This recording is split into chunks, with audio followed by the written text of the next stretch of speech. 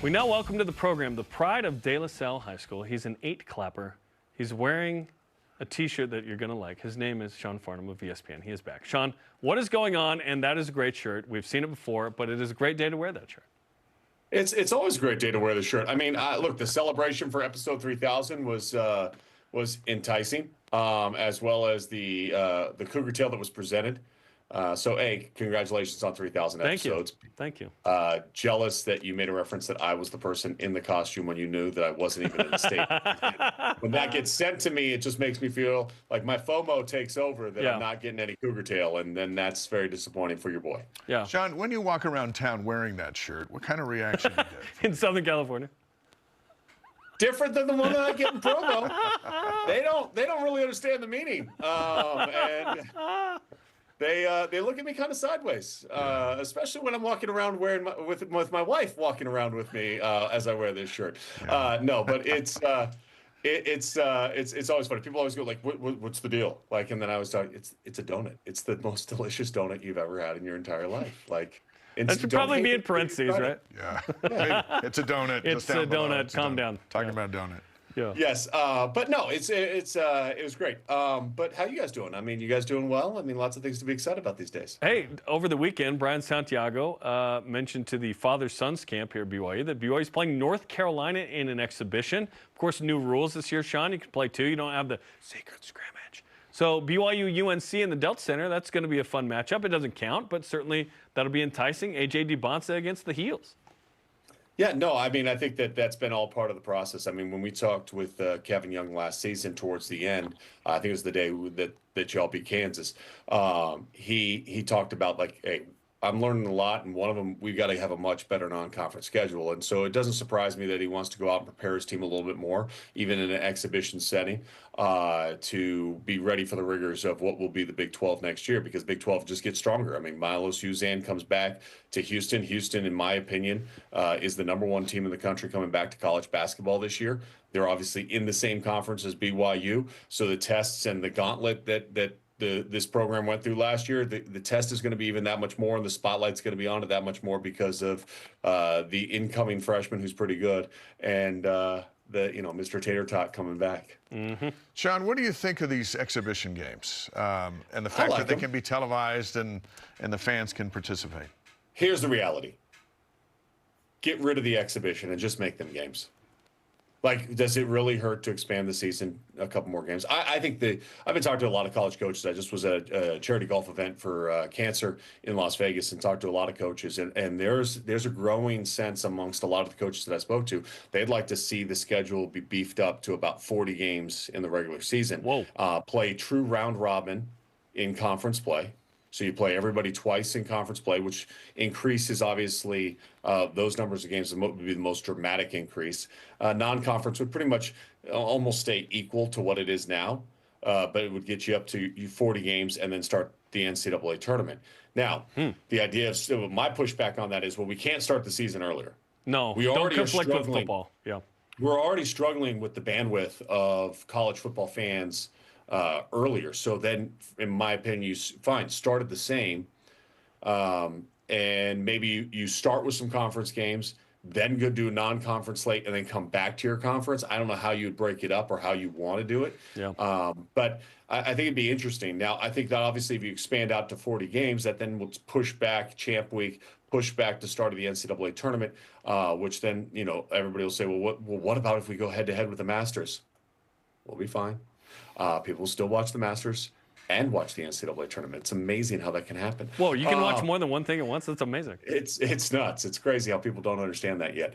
But no, I do think that there's maybe some validity to that. And obviously we just pushed back the NCAA tournament maybe like 2 weeks. So instead of ending on like the 7th of April, you're ending on the 21st of April. I think there's a lot of room for that to grow. I think it would take a long time to get to that point.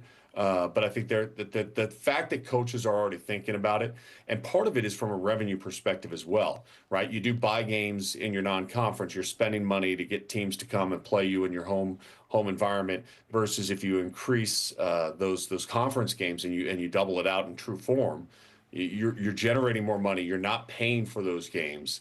And so everybody becomes better financially because of that.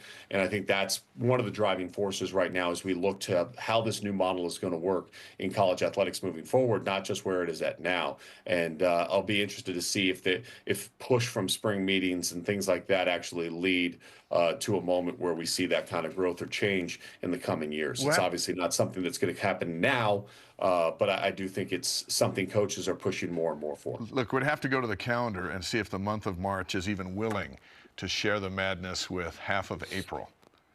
You got March Madness. What would you call April? April Madness? April Anarchy. There's your. There you go. April Anarchy. Yeah, and at the end of the day, if everybody looks around and says yes, this will make us more money, ESPN, Fox, CBS, they all say yes, we will pay more for the league contracts and so on and so forth that are kind of built in with football. Brett Yormark ahead of this saying, hey, I want to separate men's basketball. A lot to chew on with that one, but I want to spend the rest of our time talking about Egor Demin because you were at the NBA Combine, and Egor shot the lights out, which was great.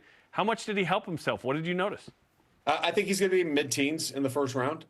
You project somewhere probably between 15 and 19-ish. I think that's going to be a realistic realm for where he's at. When we were talking to a lot of NBA scouts that I talked to at the Combine, a lot of them equated him to a Josh Giddey type. Now, Josh Giddey is not an elite level shooter by any stretch of the imagination, finishes well with his length around the basket. Some of the things that were very similar to what we saw out of Egor over the course of the season. As far as passing goes, he's the most well-rounded and elite passer available in this draft. So you have to look at teams that have a specific need for a pass-first point guard that can develop into his shot. Like, as well as he shot the ball, if you look at some of the metrics and some of the other guys that he's going against, like Walter Clayton Jr. shot a lot better, but Egor showed enough with the fact that his form isn't bad. It's level of consistency and confidence that needs to continue to grow for him. I think there's certain aspects and question marks that still go around him in regards to physicality of the game, how he will handle the physical nature that we see at the NBA level, which is even more intense than what you see at the Big 12. There was numerous times where he got a little loose with the basketball and went to the bench, in particular that game at Arizona.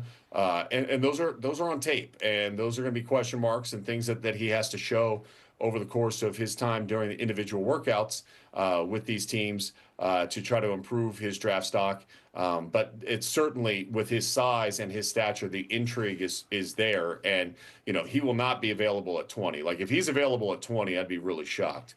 And much of what the movement will be from that middle of the teens, I think, will be created by how well he performs in his individual workouts and does with the interviews with the front offices and the GMs that are bringing him in. If he's in those teens, 15 and up, which puts him outside the lottery, really is 1 through 14. Unless you're number one, does that matter? Does that matter at all if you're 15 as opposed to in the lottery? I think it's about fit. I think it's about fit, right? Like, if he went at 15 to Oklahoma City, would that be a good location for him to be at, behind SGA and have an opportunity to be? Yes, 100%. Now, would Orlando be a great fit for him? I don't think so. I think Minnesota would be really a good fit for him as well. Washington needs a little bit of everything. Brooklyn needs a little bit of everything. I think Miami could use a player. So, like, all of those teams, out of all the teams from 15 to 20, there's really only one that I look at and go, yeah, that's not a good fit based on what they already have on their roster and how they're and the trajectory of their organization and how they are playing. I don't think that Orlando makes a lot of good sense for him. But I think that you look at teams like OKC, who's obviously moved up in that position via Miami. If you need a backup guard and you want somebody you can develop that's young, because part of this for OKC for financial stability, as they have to pay Jalen Williams and they have to pay obviously Shai Gilgeous-Alexander and Chet Holmgren and all these great draft picks that they had. Eventually, you've got all this draft capital. There's only so many players you can put on your roster. B, there's only so many big contracts you can have on your roster. And so a little bit of this is utilizing these picks that OKC has for players that they feel that they can keep on lower deals, obviously rookie contracts initially, but then matriculate into potentially that next round of stars that they're going to want to have. And I think that's why you're going to start to see OKC eventually move some of these picks to future first-round picks after, say, 2030, 2032.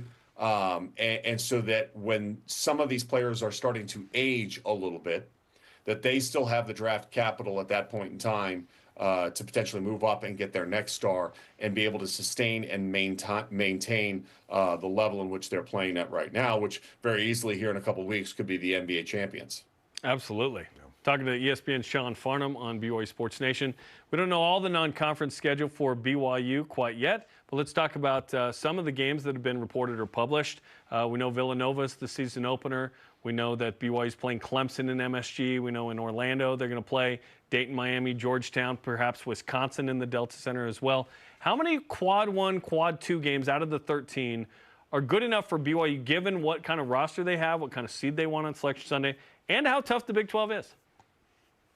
I think it's twofold. I think one is you have to at least have the conceptual idea of, all right, where is our sweet spot as far as what we want our strength of schedule to be out of conference? I think ideally, if you're BYU, you're going to want to look at like somewhere between 65 and probably 105. Like that's a pretty safe spot for you to be in as far as your strength of schedule. If it's better than that, that's great. But I think that's kind of like your sweet spot where you start to have a little bit of a balance, knowing how much the Big 12 is going to help you in your overall strength of schedule. I think where you get in a problem is like last year's strength of schedule really didn't help at all for BYU. And if you have a top 75 non-conference strength of schedule, that's something that will benefit you as the season progresses because it shows that you are challenging yourself in the non-conference.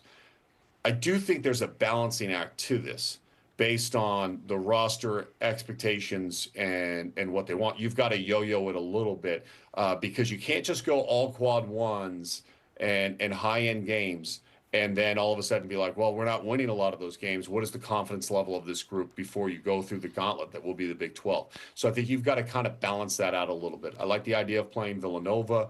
You mentioned, I think you mentioned Clemson at MSG. Yep. I think that's a really good non-conference game on a neutral floor. Those two games being on neutral floor, I think, really help. I think they will play very well down in Orlando. Delaware and Eastern Washington are your typical, quote unquote, bye games that you're looking at to have teams come in and fine tune other opportunities. I think with my math, if it's correct, means that there's 7 more games left available for them. I think ideally with the schedule that they have right there, you figure that there's 4 quad 1 games, potential games there. If there's 4 and you're at 4 out of 6, I think out of the final 7, you would look at maybe 3 or 2, depending upon the level of the 2 that you're going to go after. If you can get 2 really high level games, then I think you're fine with that. If you're going to go after like that middle tier quad 1 potential, I think you go 3 there, and then you go 4 more on the bye game schedule, so that way you have 6 total bye games. I think that kind of balances out some of the difficulty of what you'll have in your non-conference schedule. But I think they're going to be aggressive, and I think Kevin wants to be aggressive. And I think the rationale for that is to really get a sense of like who you are. You obviously want to be successful in that so that your confidence level of understanding who you are and then having that extra confidence grow helps you come conference play in some of those tough road environments, in particular in the Big 12. And from what I've been told, it's not trying to find people that want to play BYU or TV networks. It's just lining up the right ones. Sean, we appreciate the time as always. Good to chat.